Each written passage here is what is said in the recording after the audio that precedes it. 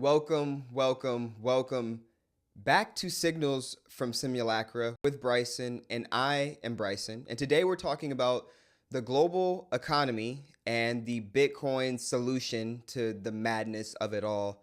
Today is May 18th. We have a Bitcoin price of $76,000. And today we're talking about the global economy at large. It's a mess. It's a hallucination. And we will get into how deep the hallucination really goes.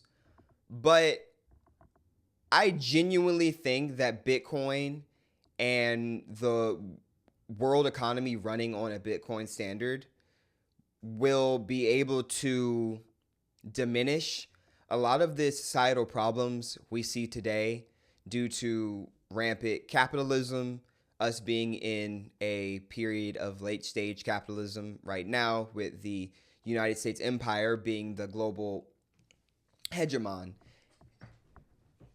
And so our situation right now is that the US controls the entire global economy.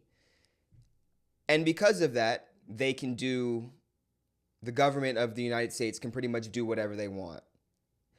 Bitcoin fixes that, and we're going to go into that, how Bitcoin fixes the problems created by rampant quantitative easing, money printing, expanding the balance sheet, whatever you want to call it. We're going to go into everything that Bitcoin solves related to today's global economic problems in today's show. Today's show, the global economy, the Bitcoin solution. Today is May 18th, Signals from Simulacra. Let's get into today's episode. So, the global economy, the Bitcoin solution. Chapter 1, we're going to go through the global economy.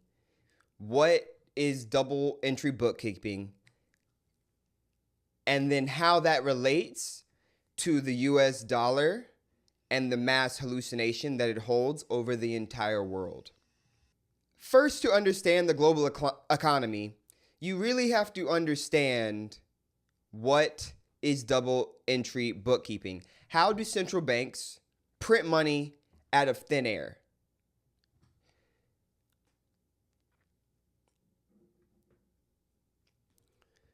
So I created a good graphic to show exactly how central banks print money out of thin air. You have a bank, and you have depositors that deposit cash, fiat currency, into that bank. So say they deposit $1 million. Say one depositor deposits $1 million. And now that bank has $1 million that they now have on their balance sheet. Cool. Now say an investor, a business, an individual, some sort of third party comes and says, I want to get $1 million loan. Bank, can I get $1 million loan? And the bank will probably check their credit and say, and then check their other assets and cash on hand and say, yeah, you can get $1 million loan. So the bank gives that $1 million to the next investor, business, or individual wanting that loan. But now you've created a problem. Does the bank have $0 or does the bank have $2 million? So when we deposited the $1 million into the bank, we had $1 million. Cool. And then we loaned somebody $1 million. So you would think we would have $0. That's not how central banking works. How central banking works is that the bank is allowed to rehypothecate your money. And if I'm not mistaken, it's up to 90% of your money. In this case, we're going to use the full 100% for simplistic purposes, but the bank now has $2 million.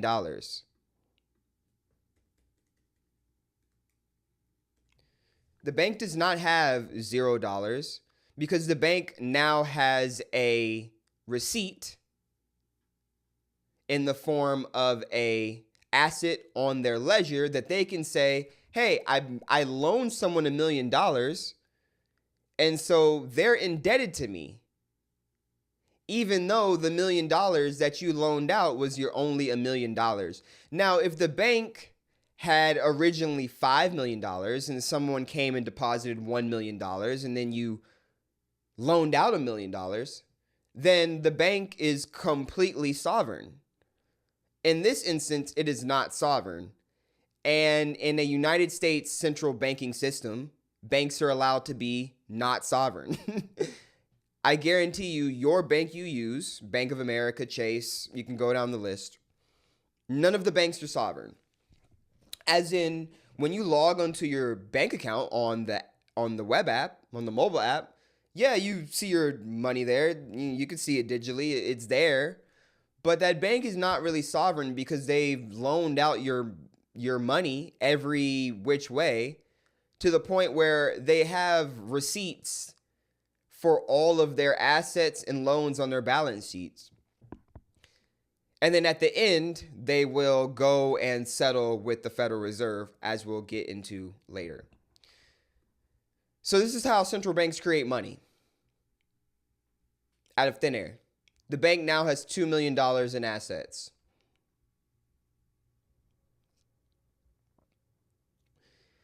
So now we can think of what would happen or what happened in the past on a gold standard for pretty much all of human history. Instead of banks, there were gold merchant alliances. And they would be different merchants that, for instance, might have been along the Silk Road. And so all of these merchants would have a good amount of gold with them at any given time. And the thing about gold, which is still for thousands of years in the future, if we're here or not, gold is going to be here. And gold is going to be valuable to future humans because it is, second to Bitcoin, the most scarce asset that we have. And so in the past, since gold is not great at being secured, it's very costly to secure gold and transport it securely. And then also it's just very costly and risky to have large amounts of gold on you in general because it can be stolen and it's hard to protect hundreds of millions of dollars worth of gold. And so these gold merchants would have gold alliances. They would get together, pull all their gold together, and they would form essentially a bank run on a gold standard. And so the problem with gold, in that it's not on a third-party blockchain like Bitcoin, is that the same problem can happen that happens in fiat with double entry bookkeeping that happens with gold. So say I have two people, two gold depositors. They deposit some gold into the Gold Merchant Alliance. And then the Gold Merchant Alliance, instead of loaning out gold, because gold's supposed to be a very sound asset, there's only one gold brick. It's even less egregious than fiat currency, because in fiat currency, none of the money is real and none of it's there. At least with gold bricks, if you give someone a gold brick and they loan out that gold brick to someone else, then the bank no longer has that gold brick. They can't just say, oh yeah, that golden brick is on my balance sheet. I mean, it is technically because you might have loaned out a receipt for the gold, but somebody could run off with your gold. Somebody could easily run off with your gold. So gold, while the best asset to have ever been known by humankind before Bitcoin is a very great asset. Gold has its limitations. And so you don't want to lend out your actual physical gold to somebody. Why would I do that? That makes no sense. You lend out your gold on the Silk Road to somebody, and next thing you know, they're in Mongolia, and then they're going up to Russia, and now they're in North America, and you like, yo, where's my gold? So the Gold Merchant Alliance would lend out the gold in the form of receipts or contracts, and these receipts or contracts are just paper like fiat currency.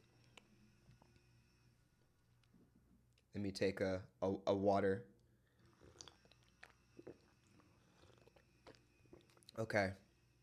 Sorry if you had to hear me drinking water.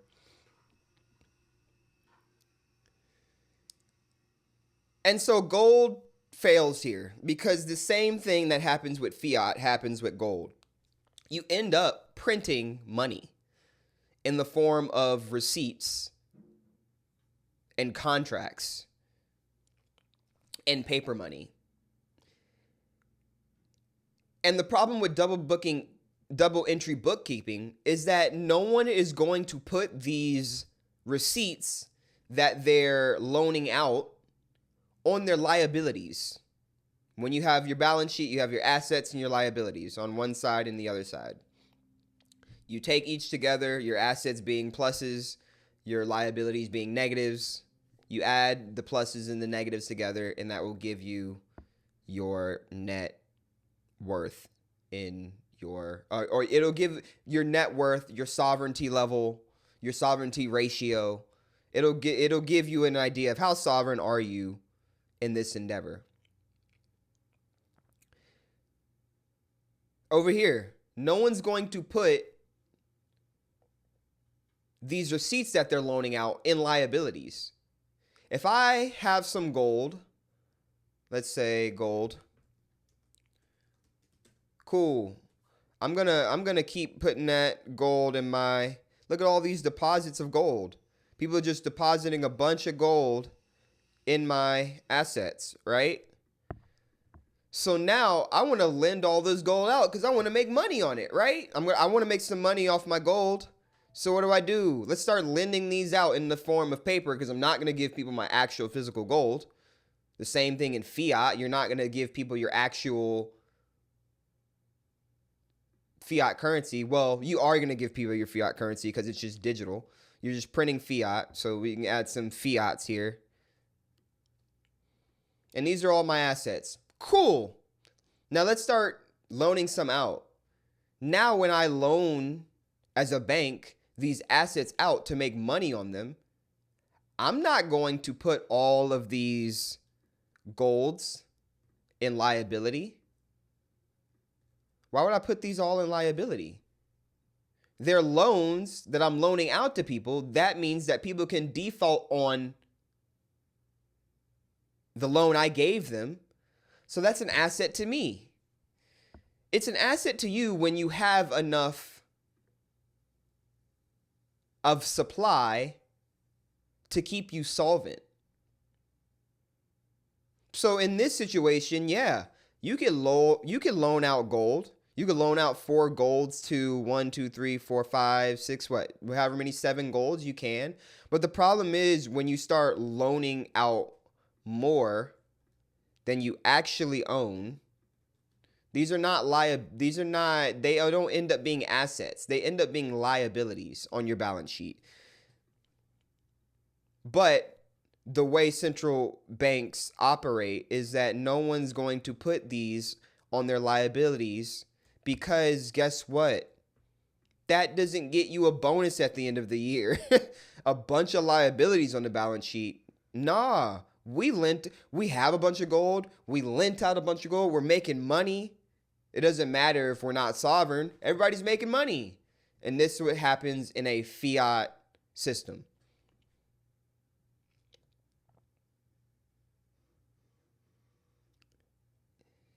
And so now we get to the crux of the matter and what is really running the world, which is the US government being the global hegemon and the Federal Reserve being and acting like the Gold Merchant Alliance, acting like a regular bank, but for the world.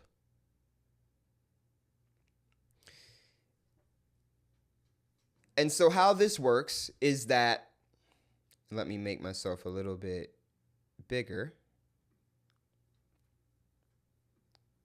Move that down. How this works is that the banks, much like the Gold Merchant Alliance, are bigger and stronger in numbers, like most organizations.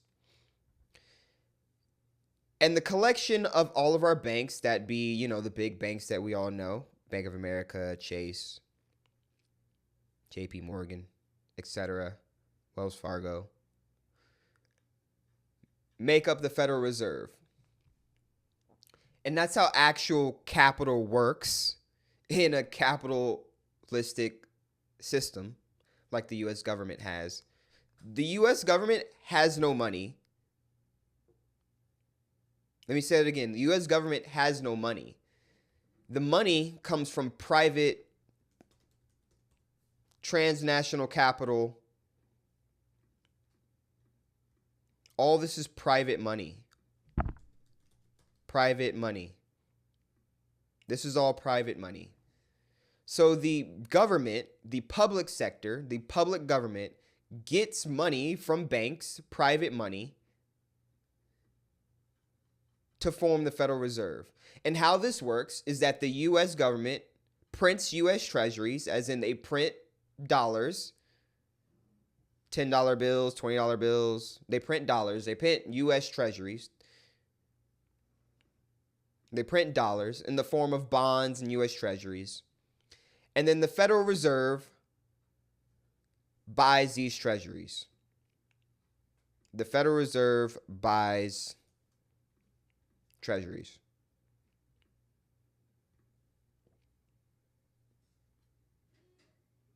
And that's how the Federal Reserve increases the monetary supply of the nation.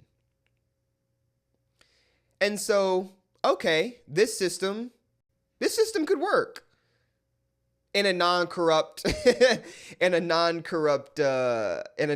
society with humans that don't have greed, but we all have greed as humans. And that's why, instead of trying to make sure that humans don't act in a humanly way, you should put more so guardrails on situations that you already know most people would be compromised in, especially money printing.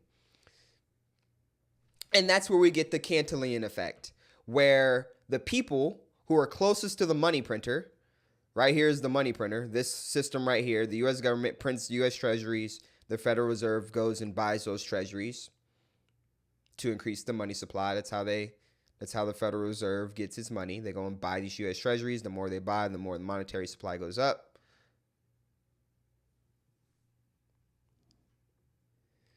And so this is a system that could work if the system wasn't corrupt. But it could work. It could work. It would actually really work on a Bitcoin standard. As in, the US government would have a Bitcoin reserve. They wouldn't print more Bitcoin, but they would issue Bitcoin, as in send Bitcoin to maybe the Federal Reserve's wallet. So that'd be cool. The Federal Reserve would then go and buy these Bitcoin, but they would be the Federal Reserve / the US government's Bitcoin. And then private banks could also have their own Bitcoin that they could pull together to also go into the Federal Reserve. And then the Federal Reserve could then release more Bitcoin into the market as needed. And that system would probably work because everyone in this system would have to be responsible with the amount of Bitcoin that they're lending out, with the amount of Bitcoin that they're using to spend on things. If the US government has a Bitcoin strategic reserve and they're just want to spend money on war and other BS, then you're going to be losing a lot of Bitcoin in an asset that is not replenishable. But they can do this all day because the US government is the global hegemon and the US dollar is the world reserve currency. So yeah, we're going to keep printing US treasuries. Duh. We do whatever we want. And so you can see as this system is a very unstable system waiting to happen.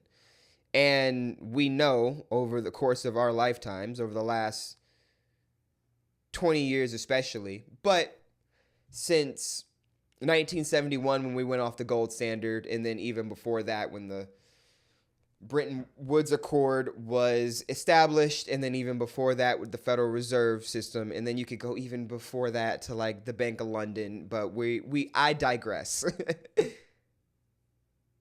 But this system is inherently susceptible to corruption. And so the problem with this system is that the U.S. government needs people to buy more U.S. treasuries so they can keep printing U.S. treasuries, right?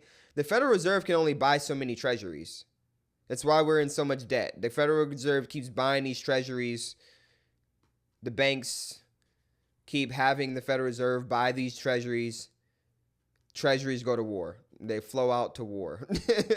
Essentially, and then they flow out to war. I could literally like draw a line and like say war, basically. It's essentially the only thing that the U.S. government produces is war. But that is very akin to history because the next largest empire in history after the U.S., culturally, maybe not geographically, the Persian Empire before the Roman Empire was probably the largest geographically. But in terms of influence on the entire world, being the entire Western world, and the Western world influencing the entire world now, us being in a very westernized system, which I do think we are moving back to the natural state of the world and the center of global economic power being situated in the Persia, Iraq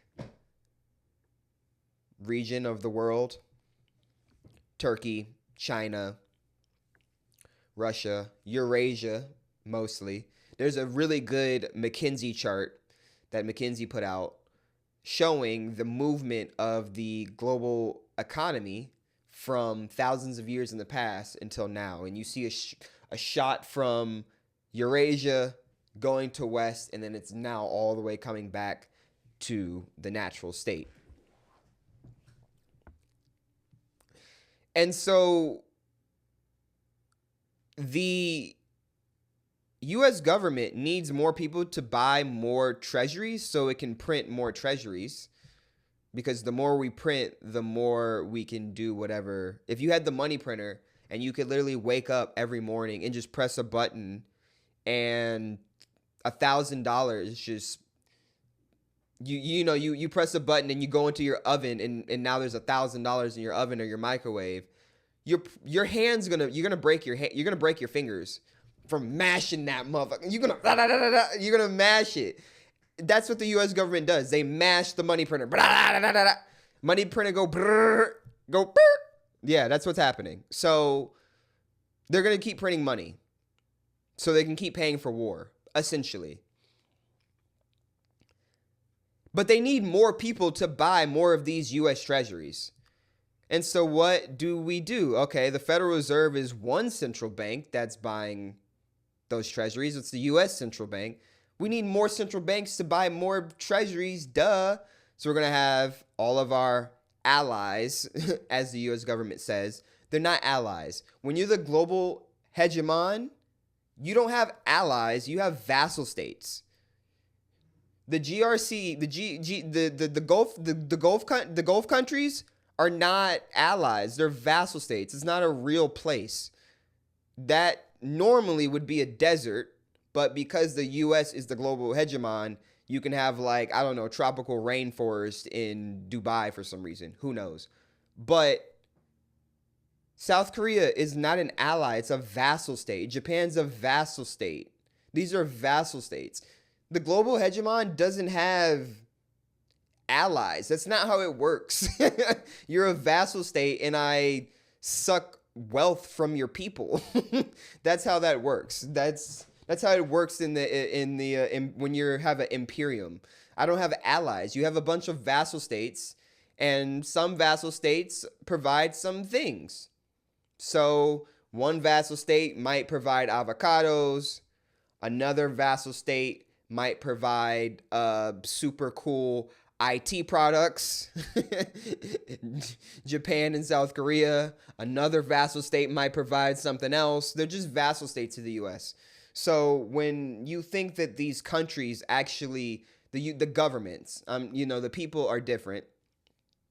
The governments of these countries, when you think they just have autonomy, they don't. They're vassal states of the US. And then there's countries like Russia, Iran, North Korea, etc., Cuba, that are not vassal states and do not get to participate in the money printing, la la la, close your eyes, everything is fine system. And so we need more people buying US treasuries. So we get Japan in the 80s buying US treasuries. Japan's economy was rocking, and the US did not want that. So what do we need you to do? Well, we need you to tank your economy. And what's the best way to tank an economy? Print more money, which leads to inflation. So yes, we got Japan to buy up US treasuries in the 80s, and then Japan had, the lost decade, 20 years of stagnant growth. So we need more central banks to print more US treasuries. So we have all our vassal states print US treasuries. In the past, because the technology wasn't around to just print money, even though paper money goes back thousands of years, in terms of vast printing it wasn't a thing. And so what the Roman Empire needed people to buy into was more slaves. So we're producing a lot of slaves because we're always going to war, and war produces way more slaves. And we're going to co-opt everyone into the system because the more vassal states we have, the more slaves we have, the better we can feed our warring population here in Rome. And so we need people buying more US treasuries. The problem is, I sound like Professor Jean. The problem is, and shout out to him because he really broke down double entry bookkeeping and the global economy and Federal Reserve system so well. And I would definitely credit him down in the description below. Because this first part of this video is definitely the basis. I use his framework as a basis for me going into the Bitcoin solution. You need more people to buy US treasuries, more central banks. You run out of central banks. We need retail to buy the US treasuries. So we get all of the citizens of all of our vassal states to buy more US treasuries. We run out of citizens to buy more US treasuries. We're printing more US treasuries. We need more people to buy US treasuries. Now, China, they want China to buy US treasuries and their market to be open, their citizens to be open to being allowed to buy US treasuries and convert your yuan for US treasuries. Therefore, opening the Chinese market and the Chinese citizens to rampant money printing, just like we are forced upon here in the United States of America. Rampant money printing where you work hard basically all day and all night, and then your money is sent over to other countries to kill brown and black people amongst other groups of people, but mostly brown and black people, as it seems to be the case in this current rendition of the simulation of white supremacy the last 400 or 500 years that the European countries, and then by extension the United States, has really taken over the globe and westernized it. But that McKinsey chart is very interesting because the simulation is reverting back to natural. So take with that what you will. And so we're just going to keep adding more people to this global system to buy more U.S. treasuries. It's really a very fraudulent system. And as you can see, this is the solution. This is the Bitcoin solution. Because the U.S. government has a U.S. dollar and the U.S. dollar is the world reserve currency, they can keep issuing the world reserve currency. They control it. They print the world reserve currency, then they can use that currency to do whatever they want with it. It's the Cantillon effect.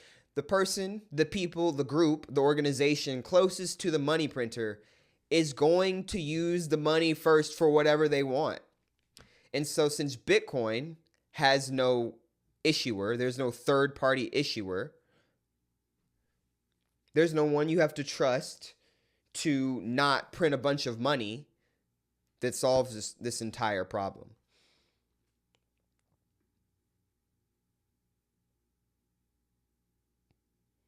And so now that we understand how central banks create more money by way of the Federal Reserve and the U.S. government, and then force that upon all of the people, now we can get into how the U.S. dollar is a mass hallucination of money printing, you thinking that your time and energy and hard work is going into something valuable, you're saving for the future, but that's not happening.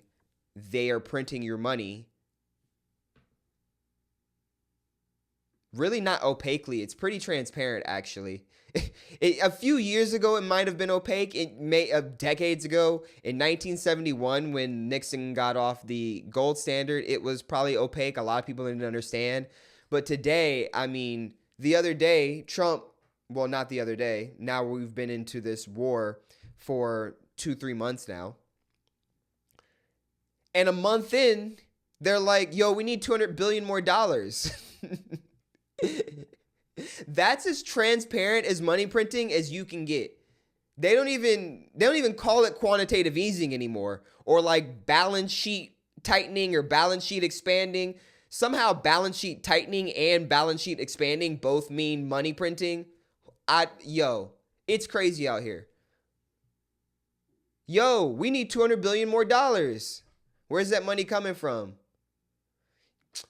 Don't worry about that. It's a mass hallucination. So you get into the US dollar as a mass hallucination.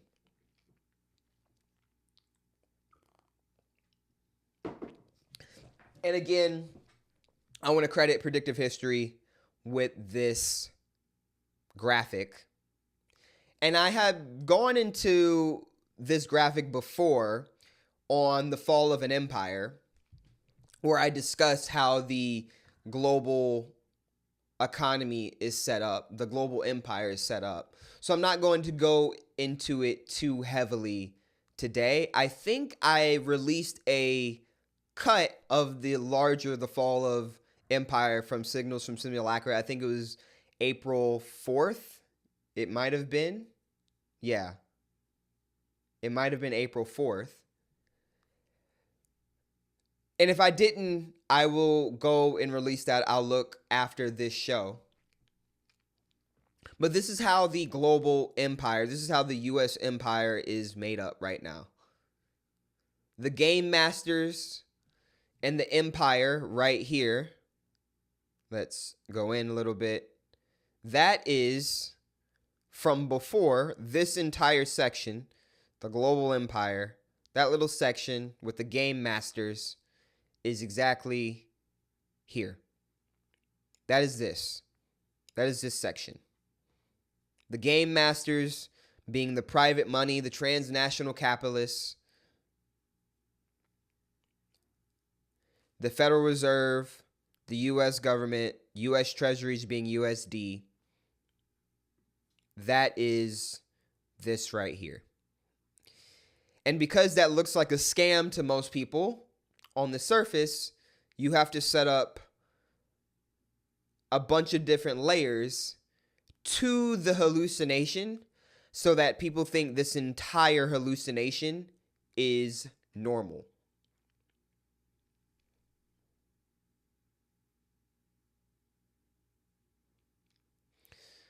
So, the US dollar is a mass hallucination.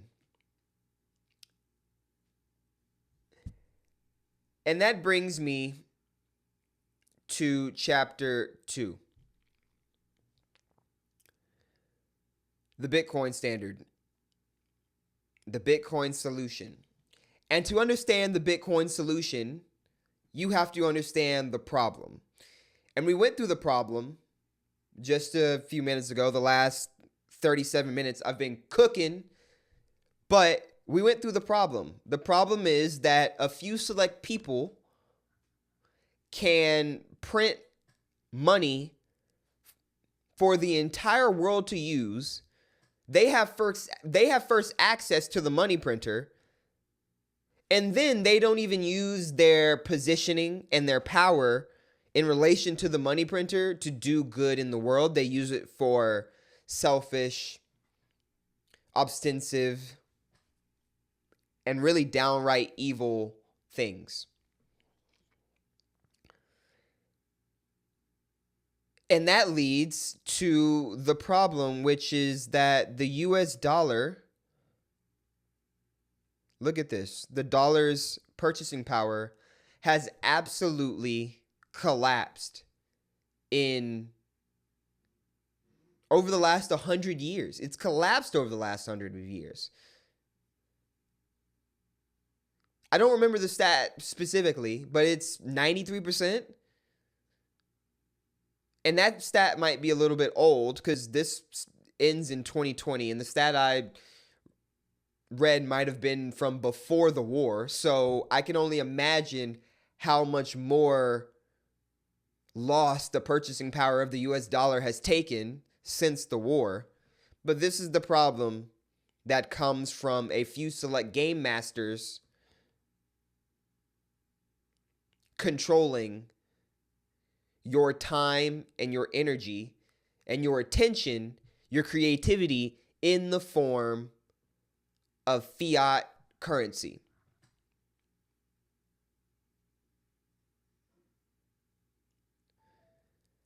The second problem.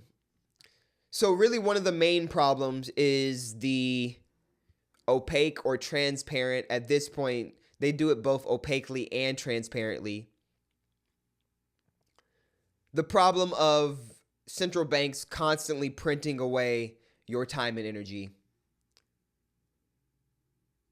by printing money and using it for things that do not come back to you and benefit you in the slightest. If they were printing a bunch of money and US roads weren't full of potholes, there weren't homeless people everywhere, 80% of the population wasn't living paycheck to paycheck, we had free healthcare, you could go from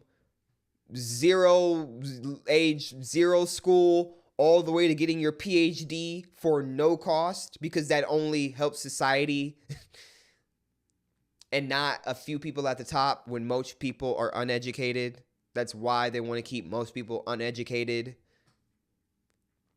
Then maybe you could get on board with money printing, because it's like, at least I get stuff back from it. Like, a lot of Chinese citizens, and I haven't been to China, and I don't know any Chinese citizens living in China. But from what I understand, A, they have a very, very high savings rate. But B, They get the benefits of their government not using money for war, using money for infrastructure. There's a lot of cities, and I know there are downsides to industrialization and the environment in terms of just the amount of concrete was used and everything to build up cities. But the infrastructure is flawless. It's flawless in a lot of the Chinese cities. The government of China spends a lot on green energy. Hydroelectric dams. They have some of the largest hydroelectric dams in the world, producing up to a half of the world's power needed, or not the world's power, up to a half of their power. The Chinese, what the landmass of China needs for its power system. They're building another dam.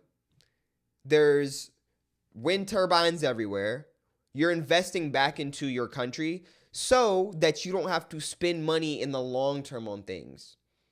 When you spend money on war, in the short term, it makes the people who are enacting the war rich, but in the long term, it makes the entire country, the entire citizen base, poorer. And so that's the first problem. We get to the second problem, is that, say we go back to a gold standard, your gold can be seized. It can be seized. They can come to your house. You got some gold in your safe. It's down in your basement.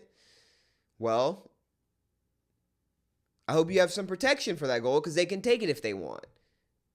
Now, at least on a gold standard, the bar for seizure is higher, in that you have to come to my house and take this gold from me. And that gives citizens way more security, because then it takes up the level that the government has to be authoritative. When you're going from door to door seizing gold, we're code red. They push the button. So having gold is a hedge, because the physical nature of it, it's a hedge against, an authoritative government, but it's not a complete hedge. We've seen before gold be seized in this country during a major economic downturn in the Great Depression in the 30s. And I don't think the U.S. government is above coming to people's doors one by one and seizing their assets. It seems that the paramilitia of ICE is preparing, probably in the 2030s, to have that be one of their daily tasks. And on a Bitcoin standard, you pretty much have to torture somebody to get their private keys and get their passphrase. And at that point, you have a decision to, get taken out or give up your key phrase. I would just not give up my key phrase, because I would just assume that if you're torturing me to get my key phrase, once I give it to me, you're going to kill me anyways. So I'm going to be dead anyways. I'm already being tortured, and the torture is going to keep happening. And if the torture stops, but I give you my key phrase, you're going to kill me. Then I'm just not going to give you my key phrase. It's not going to change the end result, which is me dead. But I can change the result in that I could end up dead and you not have my Bitcoin.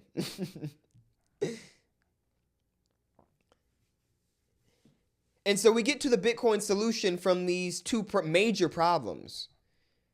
Bitcoin resists central banking. And it resists central banking by being decentralized. So we can think of decentralized banking as the same as a client-server architecture versus a peer-to-peer architecture running on servers. So in a centralized banking system over on the left, you would have what I showed before. Let's go back to it over here. The Federal Reserve. So that one bucket, this bucket right here, would be this entire system. That's that bucket, the central banking system. That's your bucket. And then these clients would be us. So they're churning up all the money in there. They're printing it. They're living inside the bucket. They're getting to use the money that they printed to their advantage because they have first mover advantage because they print the money. That's the Cantillon effect that we were talking about. And then they send the scraps out to all of us. And that's a client-server architecture. And that's central banking. In a decentralized banking system, we would all be nodes or peers, and we would all plug into the network, which is the blockchain network. And because all of us are on a node, we can all verify the transactions that are happening inside the network. All you have to do is set up a node, verify it on the transaction, on the blockchain.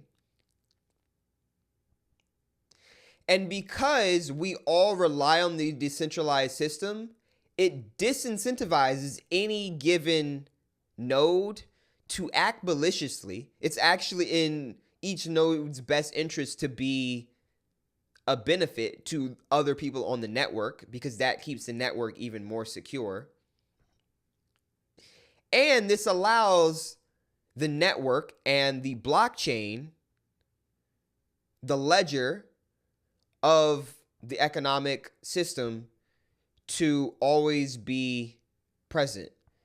As in, anybody can come, set up a node, and look and see what's happened inside of the network on the blockchain.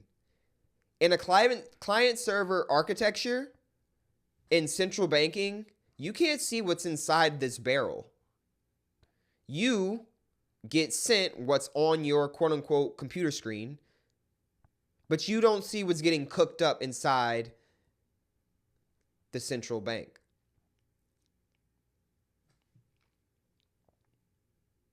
So next, Bitcoin has a finite supply. Bitcoin has a finite supply.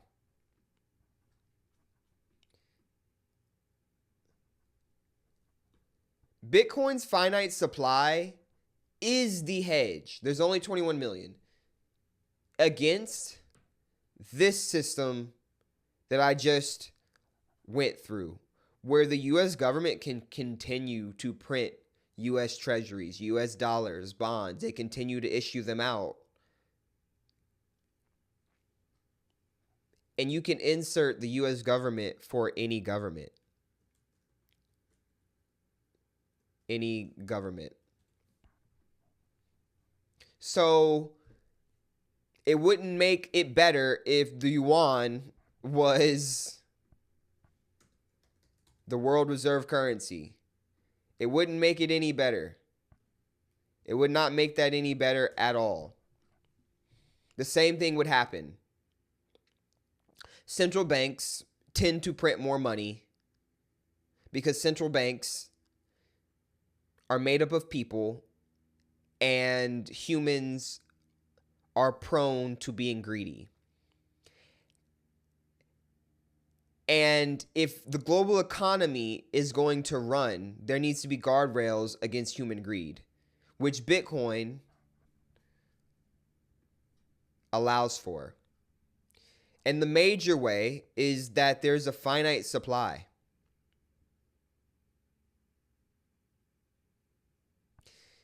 This is a chart of Bitcoin's sorry everyone.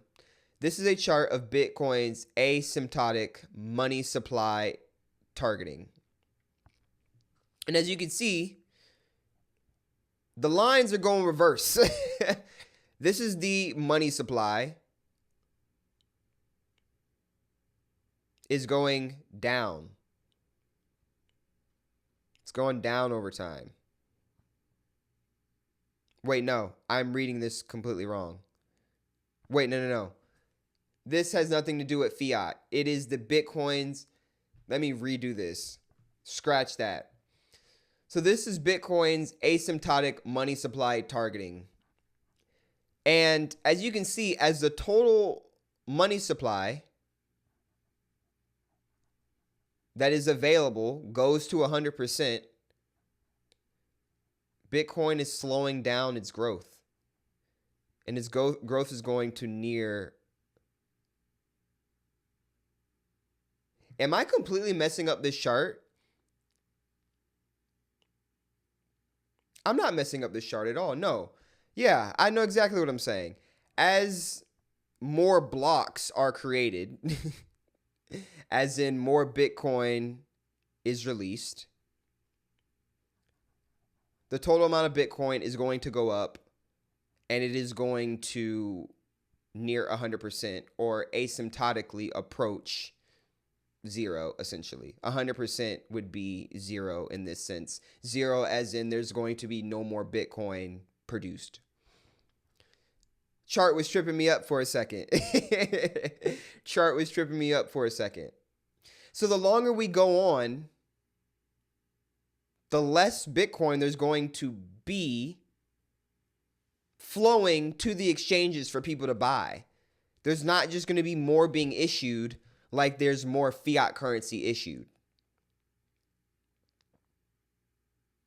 This is triple entry bookkeeping. This is what I was talking about earlier, in that this is a image. This is a screenshot from the Bitcoin mempool.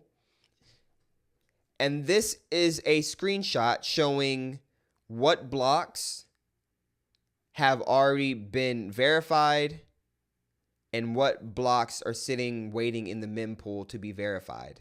Anybody can come and see this ledger, public ledger.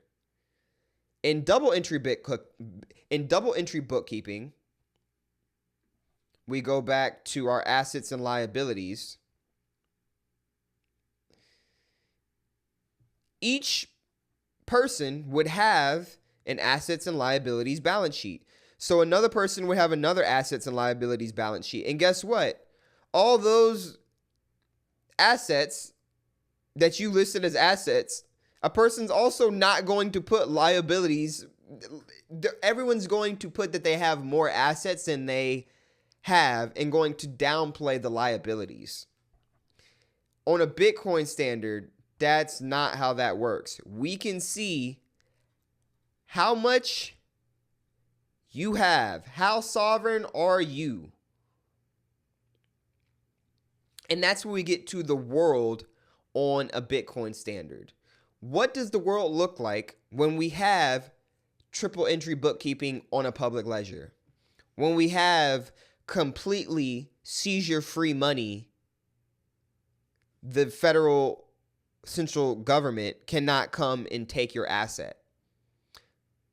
What happens when a third party is not able to continuously issue money that we all use over and over again to do whatever they want with?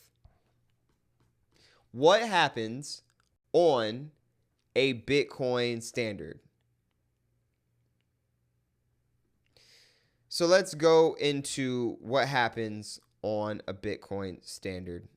And I wrote down some, I guess I would say, bullet points of what I think a Bitcoin standard would look like. So let me go over them with all of you. Now, I think on a Bitcoin standard, first of all,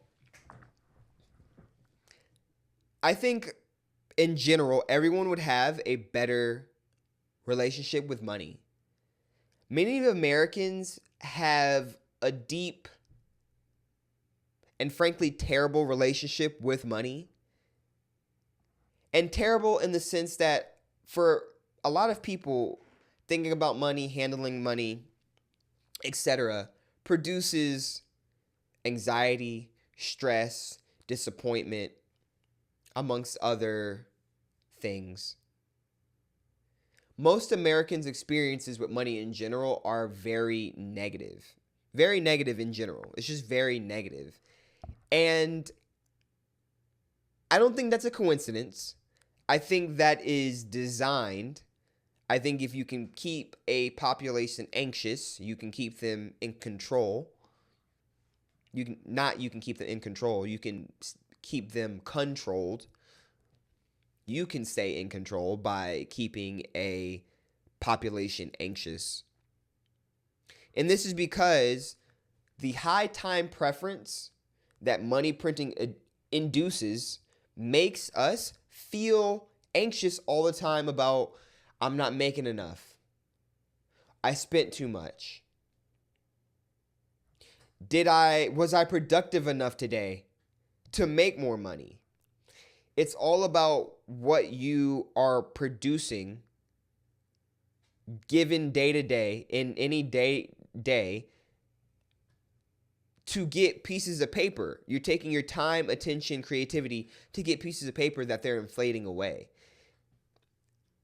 And because they're inflating the money away, you feel like you never have enough. It never stretches far enough. You can never pay the bill. You live paycheck to paycheck. It's not because most likely you are financially irresponsible. You could be financially irresponsible. It's more than likely because the US government is constantly inflating the currency by constantly printing more money. And all of that inflation induces anxiety, a perpetual sense of anxiety, a perpetual sense of anxiety. And so that's one way that I think things will be better on a Bitcoin standard. I think people will feel better day to day knowing that their hard-earned attention and savings aren't being diluted away.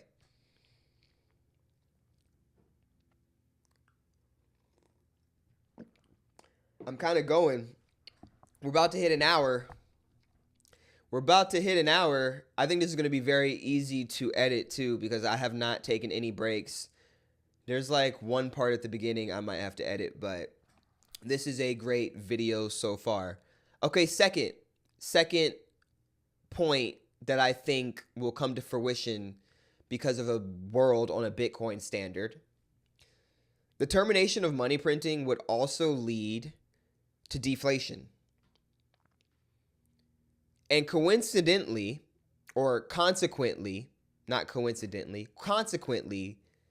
defaults on dollar-denominated debt structured for an inflationary world.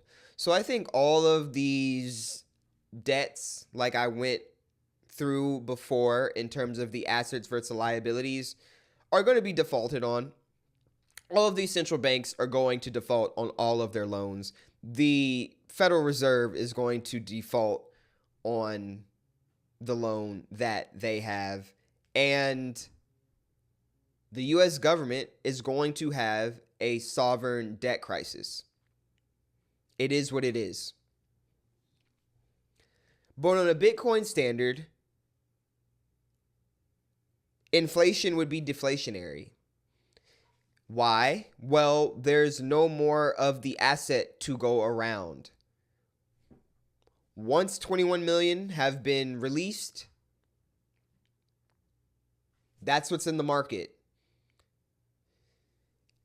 And because your monetary supply, your money supply, is not increasing over time, that means inflation, there won't be inflation, there will be deflation.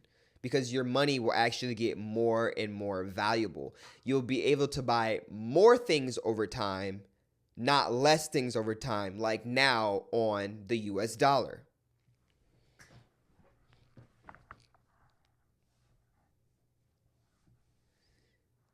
Next, we're going to eliminate the Cantillon effect. The Cantillon effect being, on a Bitcoin standard, the Cantillon effect is going to be gone. The Cantillon effect being that the people closest to the money printer have access to the money first, and they do with what they want with the money what they will. They do what they want. That's going to end on a Bitcoin standard. There's no money printer. You can't lie and cheat your way, do backdoor deals, do whatever other vastly wrong and immoral things to get closer to the money printer so that you can get the benefits of the money printer. That's not happening on a Bitcoin standard. There's no third-party issuer of Bitcoin.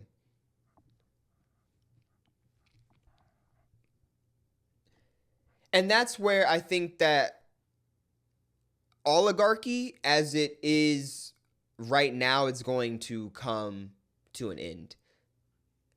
Rampant oligarchy will end. Rampant oligarchy will 100% end on a Bitcoin standard. Yes, there's going to still be some large pockets of cartels and oligarchic-like assets or facets of the global economy. I think that is not really preventable because humans are communal, and on a certain level, certain humans, many types of humans, either doing good or bad things, are going to pull their Bitcoin together to do something. And in that, you can form an oligarchy. It's not going to be like oligarchies of today, because the oligarchies of today are fueled by money printing. So we could put all of our money together and form an oligarchy and then print even more money and then just get an insane amount of power. But an oligarchy on a Bitcoin standard, at some point you can't accrue more Bitcoin because the other people on the network will have Bitcoin also. So I think rampant oligarchy will be a thing of the past on a Bitcoin standard. Next, there's going to be way less war. There will be way less war on a Bitcoin standard, because how are you going to finance wars? So that means in the past, war was financed with gold. And so after a certain point, you had to stop fighting the war because either A, you're running out of gold, and what we said earlier, you're not physically giving your gold to somebody. So in that sense, you are over leveraged on the receipts on gold you're giving out to enact and sustain the war. On a Bitcoin standard, there's no over leverage or paper. No one's financing your war for 20 years. There's not going to be forever wars. On a Bitcoin standard, there would be less war in general, and the length and size of those wars would be severely decreased. Who's fighting a war for 20 years and I got to spend 20 years of Bitcoin fighting a war? Dog, yo, we could piece it up. I need to save this Bitcoin. Hell nah. I am not fighting a war with you for 20 years and we both spending our Bitcoin. But when we're spending our fiat currency, our little paper money for 20 years, oh, we can fight all day, because the only people that benefit from war are the people enacting the war. And so in a Bitcoin standard, there'd be less war in general. I think there would be way more community in general. Everyone's on the same network. Everyone can see everything that's happening on the public ledger. I think there would be more trust in the world. And lastly, I think humans would treat each other way better on a truly scarce money. Ironically, we treat each other very poorly on a very abundant fiat standard, but they tell you that fiat currency is scarce. It's a mind flip. On a Bitcoin standard, where money is actually scarce and people are treated like adults to handle their money in a way they see fit, rather than your money being arbitraged from you to use on things for really simply killing people, I think everyone would treat everyone way better on a Bitcoin standard. I think there would be more respect. And so that is today's show. I think it was a pretty good show. We went for an hour and 6 minutes. As I get more subscribers, I would definitely live stream this show. I'm vibing right now. I would love if I had a little chat going on the side. That would be kind of cool. I'm almost at 50 subscribers. So I'm going to do a 50 subscriber live stream. But when we start probably past 50 subscribers, Signals from Simulacra shows, they're going to be live because this is fun. And I think I get a really good show in when I prep, and I really like prepping for this stuff. It makes me have to go back over all the things that I'm talking about, and it makes me dive deeper into Bitcoin and the money printing system and everything that I'm very passionate about. So that is today's show, Signals from Simulacra with Bryceson. I'm Bryceson. I hope you enjoyed today's show. Next week's show, I don't want to give away next week's show yet because it's going to take a lot of prep. It's going to be fun. It's going to be about Bitcoin, but it's going to be a great show. So tune in next week for Signals from Simulacra. I hope you all enjoyed today's show. Remember to like, subscribe, send to your friends and family, and remember to keep buying Bitcoin, keep stacking your sats, and I appreciate all of you. I'm Bryceson, and I'm out. See ya.